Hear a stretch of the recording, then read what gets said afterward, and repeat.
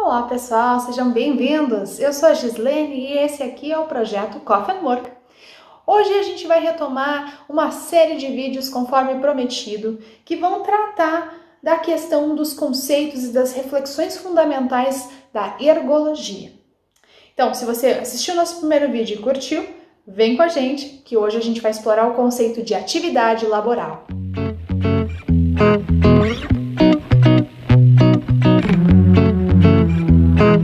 Pessoal, que bom reencontrar vocês aqui nesse vídeo.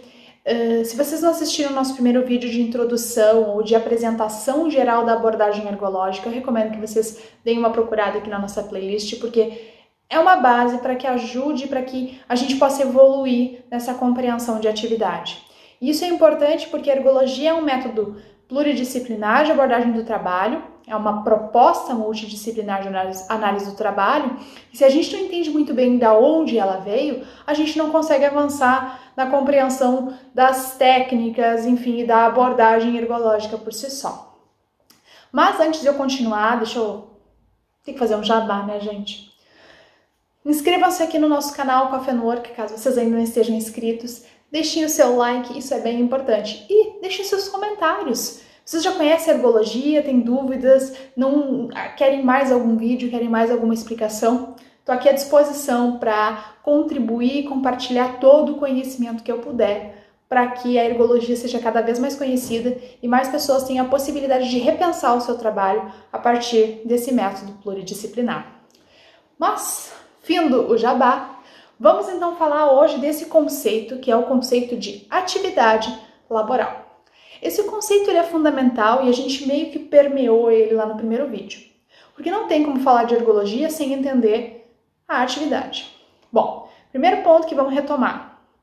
O conceito de atividade de trabalho, ele vem da ergonomia da atividade, que é uma linha da ergonomia, uma perspectiva da ergonomia que nasceu na França. Então é a ergonomia francesa.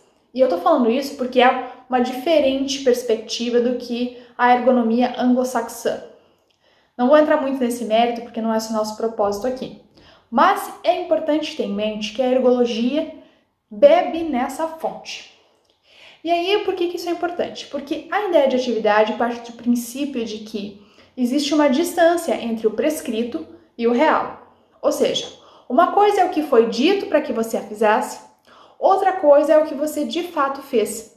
Porque quando a gente está vivenciando a atividade, seja ela de trabalho ou em qualquer outra dimensão da nossa vida, a gente não consegue estar 100% preso às amarras de regras, normas, prescrições.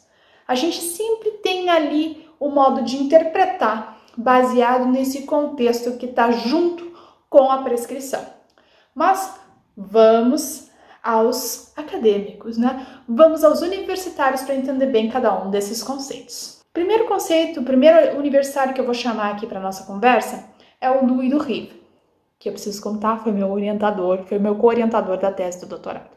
Mas enfim, passado esse momento fofoca, o Louis Duhigg, ele junto com o Yves Schwartz, desenvolveram uma forma interessante de apresentar os conceitos de ergologia.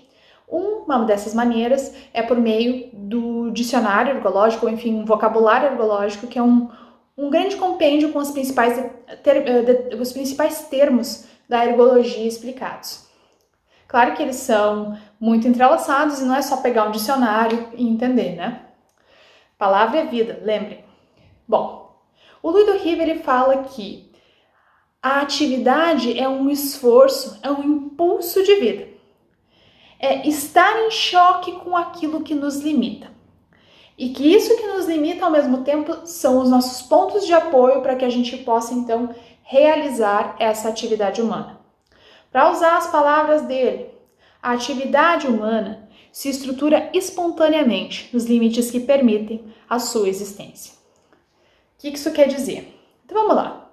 A atividade humana, seja ela de trabalho, de lazer, de família, de a vida, esse impulso de vida, essa experiência que nós temos situada a cada minuto e que ninguém pode viver por nós e que nós também não podemos ignorar que existiu. Isso é a atividade. A gente, por exemplo, pode ter um monte de demandas para atender e optar por assistir uma série. É uma escolha, ou existir uma tomada de decisão. Tem um meio que se impõe aí, que é aquele que apresenta a oportunidade de assistir a série, assim como aquele que apresenta todas as demandas. Você tomou a decisão de assistir a série. Foi uma escolha a partir daquilo que estava se impondo. Ou seja, você usou essas limitações, esses pontos de apoio, essas múltiplas tarefas que tinha para fazer, como ponto para decidir, não vou fazer nada e vou assistir a série. Ninguém vai julgar você. Talvez as pessoas julguem, mas esse aqui não é o ponto. O ponto é, você tomou uma decisão a partir de uma limitação que se impôs e que, por N razões, daqui a pouco você está se sentindo muito pressionado, você está sentindo que precisa dar um tempo para a cabeça e prefere assistir uma série. Ou até porque precisa de uma inspiração para realizar o que você tem que fazer. Então, você opta por isso. A questão é, existem muitas limitações que se impõem. E agora eu vou chamar o nosso segundo universitário, então, que é o pai da ergologia, o Yves Schwartz, que explica que a atividade está na esfera das múltiplas microgestões inteligentes da situação. As tomadas de referências sintéticas, ao trabalho das variabilidades, a hierarquização dos gestos e atos, as construções de trocas com a vizinhança. E aí? É um conceito produzido por um filósofo, né? Não seria mamão com açúcar, né? Por isso que a gente vai, então, refletir um pouquinho sobre cada uma das frases ou cada uma das expressões presentes nesse enunciado que define a atividade. Porque a gente pode interpretar, e eu não estou falando aqui uma verdade única, eu estou falando uma interpretação baseada em toda a minha trajetória estudando e entendendo os conceitos ergológicos entrelaçados, né? Então, por isso que eu vou apresentar alguns pontos para ajudar a esclarecer essa definição filosófica que o Yves Schwartz propõe. Então, o primeiro ponto que ele trata ali são as múltiplas microgestões da situação. Eu vou deixar o inteligente lá para o final. O que isso quer dizer? Bom, primeiramente, múltiplas leva a gente a pensar que cada situação tem mais de uma possibilidade.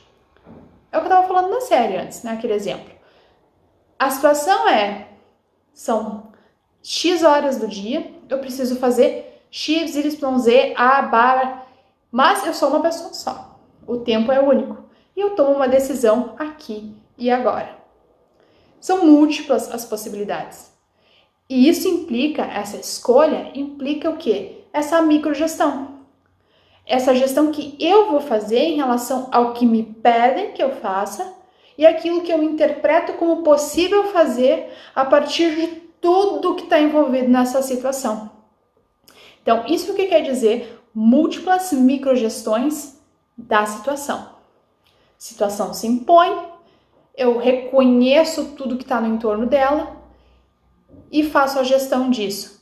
Defino como vai acontecer esse volume de decisões ou esse volume de possibilidades. Qual vai ser a ordem que eu vou colocar, o que eu vou incluir. Isso faz parte de gestão. É uma gestão micro porque é uma decisão ali, do dia a dia, da atividade. Cada minuto que a gente vive, a gente faz isso. Gravando o vídeo, eu decido. Eu vou falar X, eu vou falar Y, eu vou usar a palavra A, eu vou usar a palavra B. São microgestões, que no fim da história vão implicar ao resultado que eu vou estar construindo com a atividade.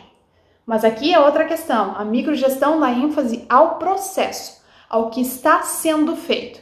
Isso é outro ponto importante da atividade. Depois, o Yves vai falar então das tomadas de referências sintéticas. Essas referências sintéticas são esses saberes que a gente traz conosco. São saberes e valores que a gente foi aprendendo a partir de toda a bagagem de atividade que a gente tem. A gente inicia a nossa atividade quando a nossa vida inicia, quando bebê. E a gente vai construindo um repertório com todas essas experiências. E essas referências, ou seja, essas experiências que a gente viveu, a gente não tem como acessar elas de maneira detalhada a cada situação que a gente vive. Seria maluco, né? Ou a gente também não ia conseguir tomar uma decisão. A questão é, a gente tem esses pontos de referência eles aparecem, pipocam no nosso cérebro de alguma maneira e definem como a gente vai tomar a decisão e conduzir a situação, né? Qual vai ser a nossa tomada de posição, qual vai ser o nosso ato naquela situação. Isso também implica essa leitura situada do aqui e do agora. Isso é muito importante para a ideia de atividade. Não é amanhã, não foi ontem, é o aqui e o agora. Claro que essa bagagem, essas referências, elas se implicam, mas daqui a pouco alguma similaridade, algum elemento do contexto que foi similar a uma situação passada vai aparecer com mais força. Por isso que quando a gente pensa depois que fez alguma coisa, vem muitas outras ideias, porque geralmente o nosso aqui e agora é diferente. Ele é um aqui e agora analítico. E quando a gente está analisando, a gente olha as coisas com outra perspectiva. Quando a gente está, de fato, realizando uma atividade, fazendo uma escolha, a gente não tem, assim, um momento analítico, né? Então, mesmo o processo de análise tem essa questão. Mas para a gente não ficar aqui numa situação de circular, vamos avançar. Depois ele fala do tratamento das variabilidades. Como a gente comentou antes, cada situação tem múltiplas possibilidades de condução. Eu escolher o meio X vai me levar ao caminho X. Eu escolher o meio Y pode me levar ao caminho Y. E nesse meio do caminho tem muitas outras opções. E tudo isso vai se construindo de maneiras variáveis. Cada decisão que a gente toma vai definindo quais vão ser as novas variáveis que vão se apresentar. Quais vão ser as novas referências que vão estar fazendo parte de tudo isso. Então, essas variabilidades são tanto contextuais, situacionais, quanto de nós mesmos.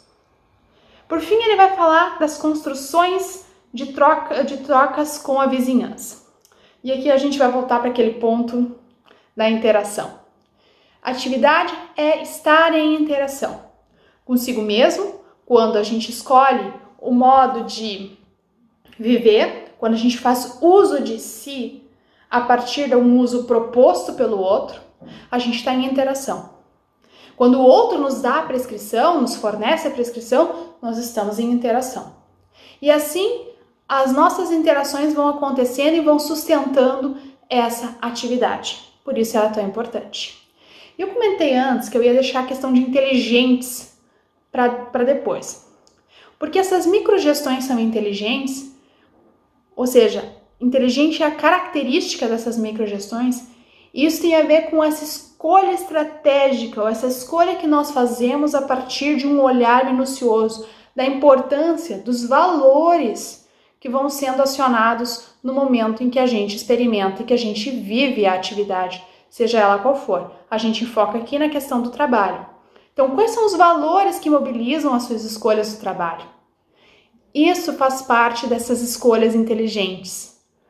Essas escolhas inteligentes têm a ver com essa possibilidade de a gente estar concatenando múltiplas possibilidades e escolhendo aquela que para nós, no aqui e no agora, parece a mais adequada. Bom, eu espero que o conceito de atividade tenha ficado um pouco mais claro, mas se alguma coisa não ficou clara, por favor, comentários aqui embaixo. Vai ser ótimo conversar com vocês. Fiquem bem, não se esqueçam de se inscrever aqui no nosso canal e a gente se vê no próximo vídeo sobre a herbologia. Até mais, gente!